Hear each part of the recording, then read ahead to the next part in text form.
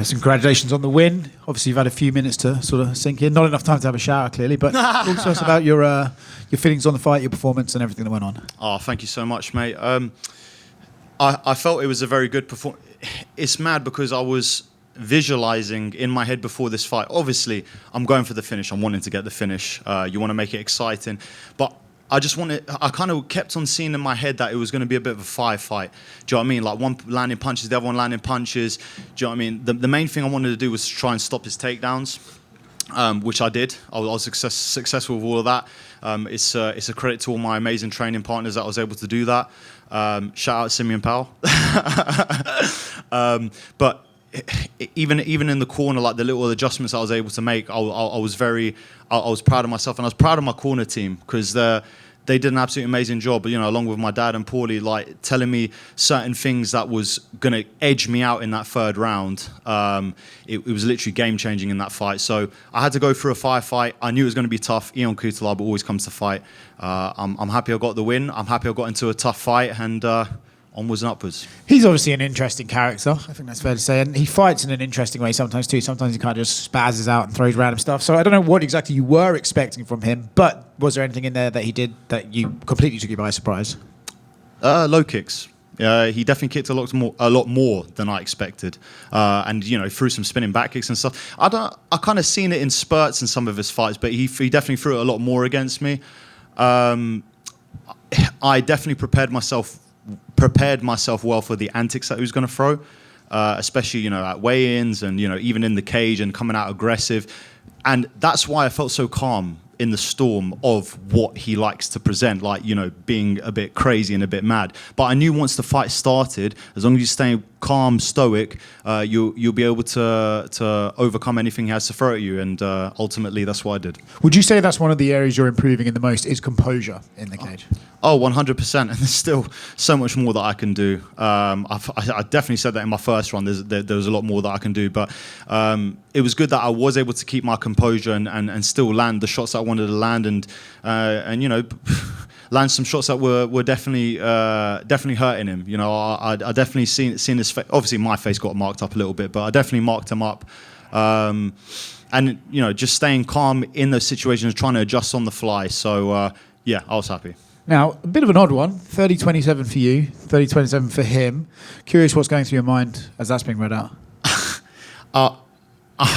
I definitely thought I won the fight. I definitely thought I had 2 rounds. When they said 30-27, and then it literally blew my mind. But obviously, you know, when they read the scorecards out, you know it's a split decision. So 30-27, and then they said it's 30-27 again. I was like, these 2 judges, what were they watching? Do you know what I mean? And then the last one, 29. That's more reasonable to me, 29-28 to myself. So I thought it was a little bit baffling. So I was kind of like sitting there a little bit nervous, but in my heart of heart, I definitely felt like I won that fight. So I'm glad that it went my way.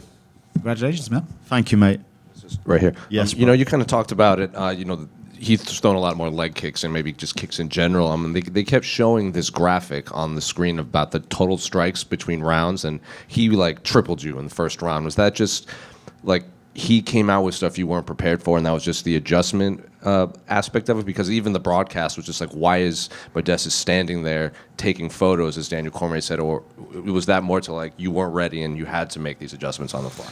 Yeah, I feel like I was probably just trying to go for finishing blows a little bit more. I was wanting to sit down on my shots and trying to almost try and find the perfect shot instead of just going little shots.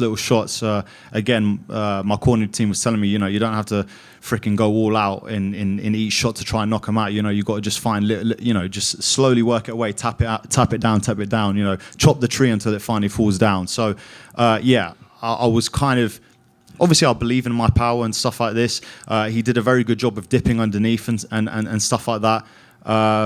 So yeah, I definitely know that I had to do a better job of obviously trying to land more, and then I tried to adjust as the fight went on. And just last one for me, we didn't get to hear it back here, but what'd you walk out to? Gigs talking the hardest, you already know, brother. This is right here. Yes, mate. Congrats on the win.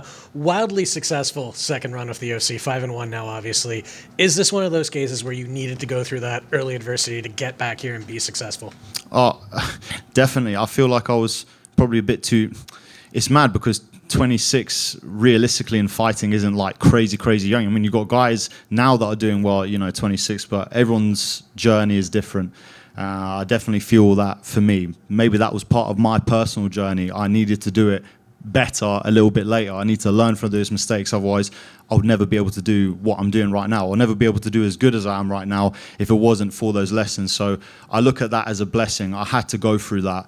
I'm actually very grateful that my knee got tore up. I'm very grateful that I got cut the first time around because it wouldn't have given me the sense of urgency or even just the way that I approach the game, my dedication. I've always had to adjust to things when things aren't going my way, and like I say, I take these all as lessons, and I'm actually thankful for it. I look back and I'm grateful.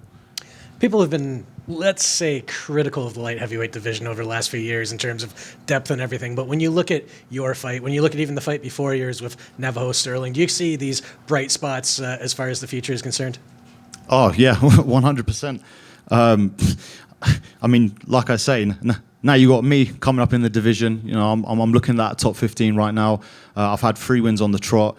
You got other guys in the division that are racking up wins as well. And in the light heavyweight division, it's like wide open. You win a couple of fights and you're looking at the top 15, and the top 15 is completely up for grabs. You just got to go out there and take it with 2 hands, make the most of it, and go and make your mark. And that's what I'm here to do. Sounds good. Congrats. Thank you, mate. Modestas right here. James Webb, a couple of weeks back, took home the Cage Warriors. Well, didn't he? Defended it. He spoke to my colleague Andy Stevenson after the fight. He said during a difficult period in his career, you were a great support network for him. Could you talk about your relationship with James and with all the guys that you have back there in the UK? I absolutely love James. He's my boy. The trips that we've had up to and all of the guys up at Tom Aspinall's gym, that was one of the best decisions that I've ever made. I've met some truly incredible people. The fact that I have guys like Simeon, I got guys like Tom Aspinall, Ante Delia, Mick Parkin, the list goes on. It's absolutely, and now James coming along with us as well. Like, you see just James evolve as a person. It was absolutely mind-blowing for me, and so as a friend, like, I'm very close with James. To see his development, to see how his mind has shifted, to see how much happier he is, and his last performance was incredible. Like, he did absolutely amazing. I was literally screaming at the screen watching him from home. I would have went, obviously, if it wasn't for me preparing for this fight, but we're literally listening on the way back from training, listening to Blue, All Rise, and stuff like this. Do you know what I mean? Like, it's absolutely mad. Like, our relationship is incredible, and I'm so happy to see the development that he's had. He means a hell of a lot to me, and he's going to do even more. You know what I mean? He's on to bigger and better things. He's defended the belt. Why not get a crack at a Contender Series or something like that? Do you know what I mean? Like, this is his last shot to make something really big. So it was absolutely amazing to see him get that victory. Then seeing Simeon get the victory in the PFL. So for me, just seeing my guys, my brothers, do you know what I mean, going out into battle, getting their performances, it just spurs me on. It gives me that motivation, that drive, that inspiration to go out and do my thing. Because I've got my boys, because I've got my team, guys like my dad, Paulie, because I've got my family here, that's why I'm able to go out and do what I'm doing. It's that family and brotherhood that you guys have. I think, do you believe that sets you and the rest of the team above the rest? 100%. That's why everyone's doing so well, because everyone just wants to see everyone improve. It's not, there's no egos in the room. Of course, we're there to train, we're there to win. We're not there to just mess around. So, as soon as we get into the training room, we're like, okay, we're ready to go, we're ready to train. But everyone's trying to improve, everyone's trying to get better. There's no egos, and I absolutely love it. In the room like that, you can't not get great results. What would you like next? Top 15. I want a top 15 matchup. I feel like I deserve it. I feel like I've been in the game now, 5-1 in my second run. I feel like that's what I deserve. I want to work my way up towards the top. So that's what I deserve. Congratulations. Awesome. Thank you so much, guys. Big love.